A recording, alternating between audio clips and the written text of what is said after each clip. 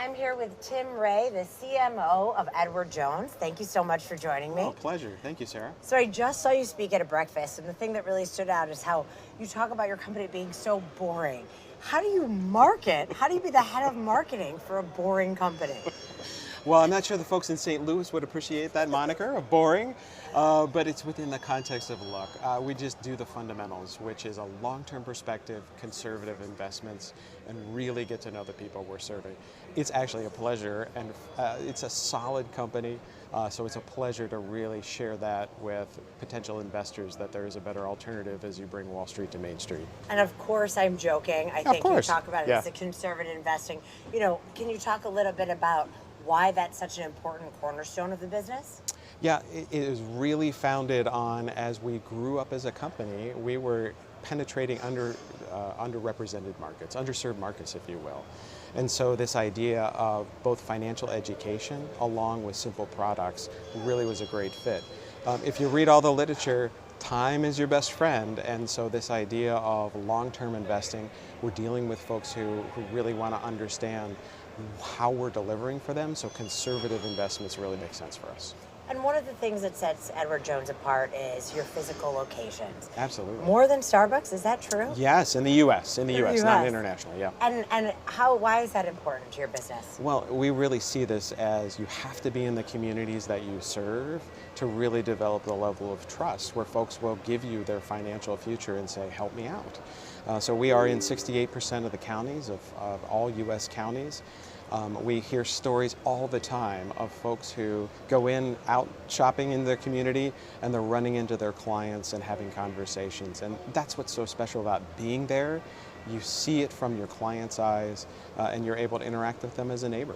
And what's the relationship with the advisors in these locations? And what is the feedback? What support do you give them, and then what information do you get back? Yeah, so we provide all the back office services, if you will, and of course the overall branding, which is important to me, for folks as they look to build their books in their communities.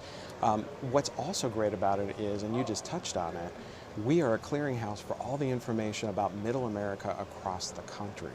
And so a really important part of our culture is sharing success stories. So we will have folks in different parts of the country share what's working for them, and someone else in other parts of the company can just grab that and really help increase their level of service to clients in their community. So it's just a big win for us. And what's one of the big questions that you see that are coming through that clients are asking for right now? Yeah, it's when is the market going to go down? We don't have any crystal balls. We'd love that. But our philosophy of long-term investing and having on the upfront talk them through that the market's going to go up, market's going to go down. We're here to partner through all of it. And so when they get the panicked calls, or when they make the panic calls to our financial advisors, it's, hey, remember, we talked about that. But that's always the number one question, probably closely followed by, am I ready to retire yet? and wonderfully, we can say yes in some cases. How do you reach new generations of investors? Yeah, so we have a unique business model where we have financial advisors embedded in the communities, and they're often interacting with their clients' children. So they're seeing them right away. From our home office in St. Louis, we've really branched more into digital marketing, trying to meet younger consumers where they are. And then a program that we're really excited about is really financial fitness education. So we're reaching out into schools or giving our financial advisors the tools to go into schools to educate about basic financial facts, as well as partnering with EverFi to go out and give folks the opportunity to learn on their own through digital platforms. So we've said, hey, we want 1 million financial learners by 2025. And we're already at 725 at the end of the year. So we're excited about that. But those are all ways in to reach younger folks where they are, and so we can bring them into relationship with us. And is TikTok an important part of your strategy? I'm just asking personally, I really want to know. Well, we actually have had our first advertisement in TikTok within the last 2 months. Oh, wow. Yeah, and it's called Ed Words of Wisdom. It is targeted to younger users, I love that. and it pulls them right into that financial learning site. So thank goodness I'm not dancing on that. So that's the most important. Yeah, that is very important. And what is the biggest change that you think needs to happen in financial services to open up access? Yeah. inclusivity is such an opportunity for our business. Most people are fearful because they don't know. So I do think education is an incredible part of that. I do think it's also an opportunity for the industry to look at how do we serve clients whom English may not be their first language. Right now we are set up to serve in English as an industry, and we know that just within, we just did a study of 18 to 34-year-olds, over half of them identify as non-white or multicultural. We know with that comes several backgrounds and languages, and why we're not serving in all of them as an industry is a challenge I would offer up. Can you talk a little bit more about why we're not serving them as an industry?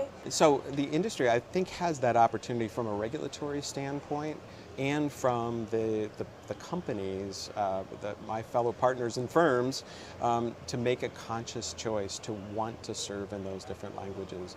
Right now, I think we set up guardrails that English is our only means of communication. From a service standpoint, when someone becomes a client, we can talk to them before they become a client in any language that we choose. But after they become a client, the rules of the road are set. Really, and that's a regulatory...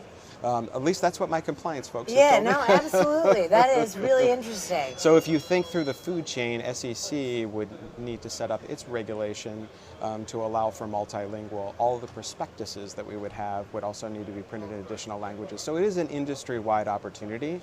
Absolutely. Yeah. That's fascinating. That's right. Yeah. And you mentioned the survey. What else did you learn in this survey? Well, so we went out and surveyed over 2,000 18 to 34-year-olds, what we call Gen Next. And we just had some really incredible findings about how positive they are on their future. I know sometimes we think, oh no, things are all going negative. Not so. We know that 12% of that group is already with a financial advisor, and 40% of them say, at some point in the future, I'd like to. But one of the key findings is, yes, right now they're in survival mode. I think back to that age when I was a long time ago, and I was trying to pay bills. I was trying to get things set up. But they have such a positive attitude that in 5 years they think they're going to be thriving, which is wonderful. And they're so positive on the future. I know a lot of my friends have said, wow, their kids aren't thinking about having children. Or we found in the survey just the opposite, that 8 out of 10 of the 18 to 34-year-olds either have kids already or want to have children.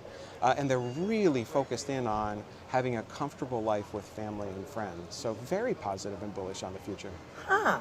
And I want to talk about your career a little bit. How similar is marketing financial services to candy bars and restaurants where you have a strong background in? Well, there's similarities and differences. The similarity is you're still interacting with people, and so the psychology and the behaviors of individual choice are still there. The differences really, I'm regulated now, which, FDA does a little regulation in the candy bar space, but we're regulated in this industry. And you're really talking about developing trust to a deeper level over the course of a relationship. Product-based, even meals are relatively fleeting. But this is about a long-term relationship and really in 30 seconds trying to sell someone that they can trust you. And so that's why we believe our model is so great about folks living in the community. And that's been a little difference as well, is we get the opportunity to work through folks embedded in the community who are their own brand. So we get to work with them in building their business. And any lessons from launching the Take 5 candy bar? The fun thing about Take 5 was really listening to the folks on the line. So that's a product that's manufactured in a factory in Virginia. And early on, we had a breakage problem with the pretzels that are in there. For those who don't, have you had a Take 5? No, I have not, but I'm going to immediately following this. Oh, wonderful. It's a wonderful salty sweet experience because it's a latticed pretzel with caramel chopped peanuts. It sounds good. It's so good. It's salty and sweet. But we were having problems on the line with pretzels breaking, and so we listened to some engineers and some folks who were on the line, and they said, well, why don't you just switch the direction the pretzel goes down the line?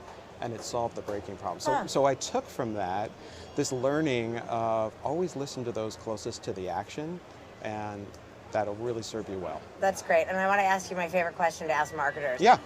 What worked did one of your peers do in the past year that you're like, man, I wish I would have thought of that? Yeah, I'm really into authentic marketing, and so Dove I don't consider a competitor, but I look at the folks at Chase and I like the work that they're doing in terms of Chase What Matters to You. I think most recently, you said within the last year, their business unit has been telling authentic stories of small business and how the Chase relationship has helped them, and I think it's something to do more with what you've earned or do more with what you have. Yeah. So I think that's a great, authentic way to communicate their benefit to their clients.